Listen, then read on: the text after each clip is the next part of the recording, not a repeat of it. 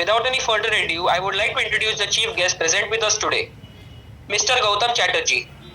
It's indeed a pleasure to have you here today, sir. Now let me introduce you all to Mr. Gautam Chatterjee. Gautam Chatterjee was born in Varanasi in a Bengali family. He did his post-graduation in mathematics from Banaras Hindu University, that is BHU, and received PhD also from BHU. His thesis was based on the interface of Indian dramatics and Agamas. He started his career as a journalist in 1981 and has written columns for various national and regional newspapers and magazines, including The Hindu, Swatantra Bharat, Amar Ujala, and Rashtriya Sahara. While working as a journalist, he got interested in world cinema and was highly influenced by the works of Ingmar Bergman. He wrote extensively on cinema during his career and also authored a book on the same subject titled Classic Cinema. As a journalist, he has done long interviews with many illustrious contemporary artists like Satyajit Ray, Kumar Gandharva, etc.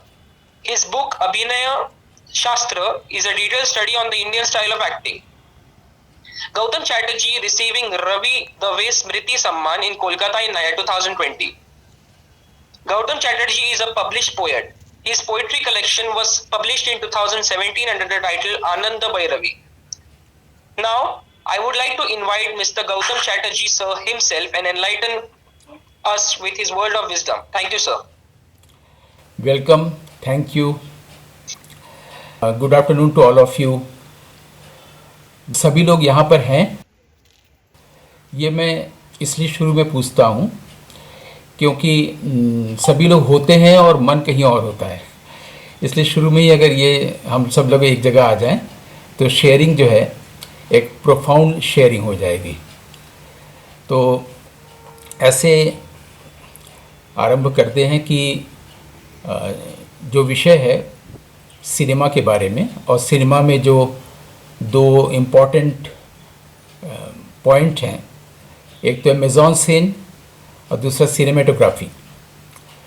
तो मुझे कहा गया इसी पर बोलने के लिए, लेकिन सबसे पहले हम इसका ओरिएंटेशन ऐसे करना चाहेंगे कि इस विषय पर किताबें भी हैं और इस विषय पर आप गूगल भी कर सकते हैं, सारी चीज़ें मिल जाएंगी।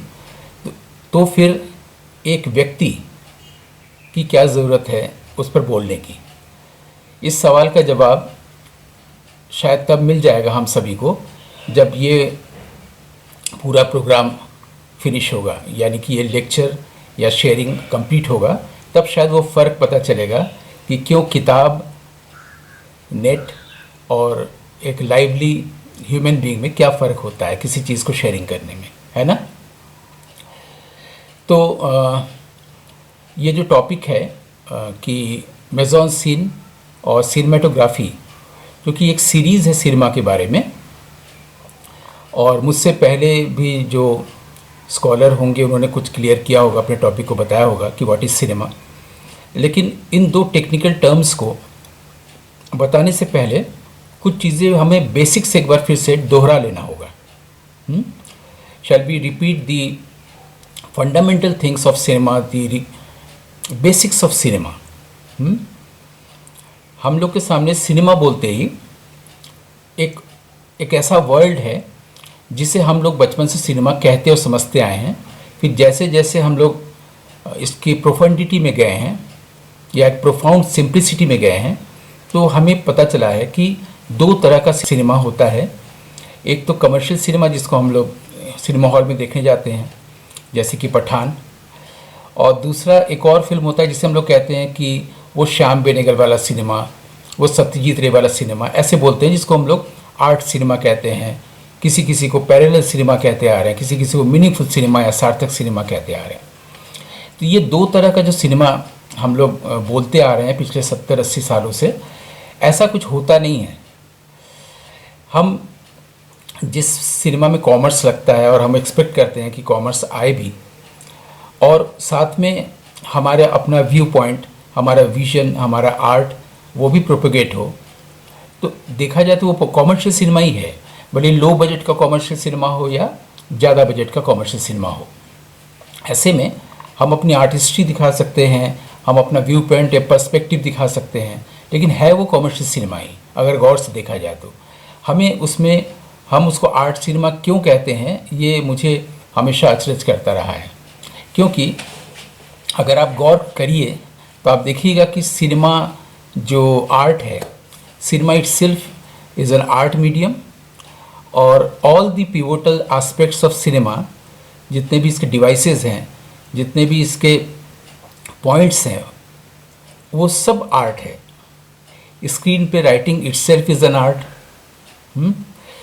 कैमरा और cinematography itself is an art, editing is an art, sound, light, location, सारी चीज़ें तो आर्ट है। उसमें क्या है जो नॉन आर्ट है? सिनेमा में हम किसी भी चीज़ को नहीं कह सकते कि जो आर्टिस्टिक नहीं है। Cinema itself is an art medium. ऐसे में कमर्शियल सिनेमा और आर्ट सिनेमा, ये बोलना मुझे लगता है कि मीनिंगलेस है या सेंसलेस है। तो फिर हमारे जहन में ये बात तो आती है, लोग कहते हैं कि भाई मुझे वो वाला सिनेमा अच्छा लगता है जो मृणाल सेन वाली फिल्में, ऋत्विक घटक वाली फिल्में, है ना, ये ब्रेसों की फिल्में, और एक होता है कि जो मनमोहन देसाई वाली फिल्में, या जैसे कि पठान या और फिल्में। दो हम लोग कैटेगरी बनाते हैं।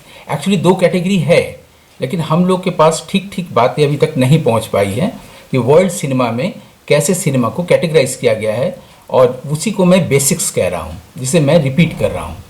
ठीक है, ताकि जो लोग नहीं जानते हैं, जिनके पास वो इन्फॉर्मेशंस नहीं है, वो भी एनलाइटेंड हो, है ना। हमारा काम है मास मीडिया में या कम्युनिकेशन में कि हम इन्फॉर्म करें, एंटरटेन करें और एनलाइटन भी करें। तो दो तरह का सिनेमा हमारे यहाँ डेवलप हुआ है पिछले 100 सालों में। एक तो हम लोगों ने समझ लिया कमर्शियल सिनेमा, लेकिन कमर्शियल सिनेमा का डेफिनेशन ये है कि जो कुछ भी रियलिटी एक फिल्म मेकर के आसपास घटता है उसके वर्ल्ड में, वो जिस टाइम पीरियड में आया है उसके वर्ल्ड में जो कुछ भी घटता है रियलिटी, उसको जब वो इस आर्टिस्टिक मीडियम में रिप्रोड्यूस करता है तो वो कमर्शियल सिनेमा है। क्लियर? जो कुछ भी वो उसके आसपास घट रहा है, जब उसको सिनेमा माध्यम में दिखा रहा है, ये कमर्शियल सिनेमा है।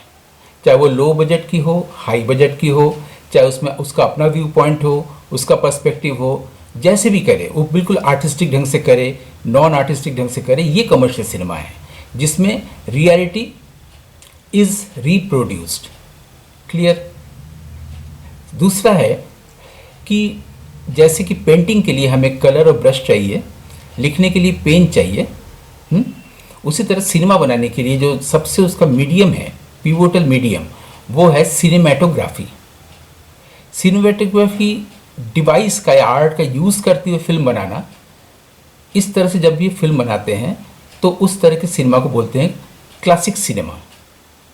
इसमें ये सिनेमेटोग्राफी जो मीडियम है वो अपने पोइट का वेट करती है।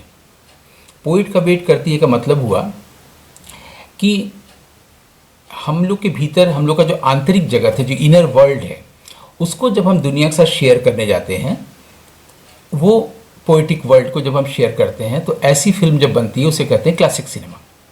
ऐसी फिल्में भी पिछले 60-70 सालों में बनी हैं जो कमर्शियल से भिन्न है। जिस तरह से हम यहाँ डिफाइन कर रहे हैं, या जिस तरह से हमारे सीनियर्स ने वर्ल्ड सिनेमा को ग्लोबली डिफाइन किया है, मतलब ये हुआ कि अपने इनर वर्ल्ड को जब हम शेयर करते हैं through cinematography, that is called classic cinema. Inner world का मतलब ये नहीं है कि impression of the outer world. Outer world का जो हमारे भीतर एक्सपीरियंस होता है, जो इम्प्रेशन होता है, उसको, उस पर जब हम सोच विचार करते हैं और उसके अनुसार हमारा व्यू पॉइंट, एक पर्सपेक्टिव जब बनता है, उसे जब हम सिनेमा में दिखाने जाते हैं तो वो क्लासिक सिनेमा नहीं है, वो रियलिटी रिप्रोडक्शन ही है। कोई एक घटना घटी, मान लीजिए कि भागलपुर के कैदियों की आंखें फोड़ी गई, इसके आधार पर इस पर हमने बहुत मंथन किया, चर्निंग किया, और उसके बाद हमारा एक व्यू पॉइंट बना, उसको मैं सिनेमा में दिखाया, फिल्म बनी गंगा जल। ये कमर्शियल सिनेमा है। लेकिन एंटायरली डिफरेंट वर्ल्ड जो मेरे भीतर है, जिस पर हम पोइट्री लिखते हैं, कविता लिखते हैं, जो बाहरी वर्ल्ड की जैसा तो होता है लेकिन एक्चुअली होता नहीं, वो डिस्टिंक्टली मेरा अपना वर्ल्ड है, वो पोइट्स वर्ल्ड है। उस वर्ल्ड को जब हम शेयर करते हैं वो क्लासिक सिनेमा है। और ऐसी फिल्में भी बनी हैं, इनमें से हम 2-4 नाम लेना चाहेंगे, जैसे कि रॉबर्ट ब्रेसॉ, इंगमर बर्गमैन, आंद्रे तार्कोस्की और क्रिस्टोफ किस्लोस्की। ठीक है, इनमें से आपने सभी का नाम सुना होगा, सभी की फिल्में देखी होंगी, एक्सपेक्टेड है ये हैं। तो जैसे कि रॉबर्ट ब्रेसॉ वो फ्रेंच थे, इंगमर बर्गमैन वो स्वीडिश थे, आंद्रे तार्कोस्की वो रशियन थे और क्रिस्टोफ किस्लोस्की पोलिश थे। इनमें से बर्गमैन एक जॉनर है, उनके जॉनर के बाद आप आते हैं, आ जाइए सीधे तार्कोस्की पर, वो दूसरा जॉनर है। तीसरा क्रिस्टोफ किस्लोस्की है, थर्ड। तीन पर भी अगर आप फोकस करेंगे, क्लासिक सिनेमा का वर्ल्ड आपके सामने उद्घाटित होगा, रिवील करेगा।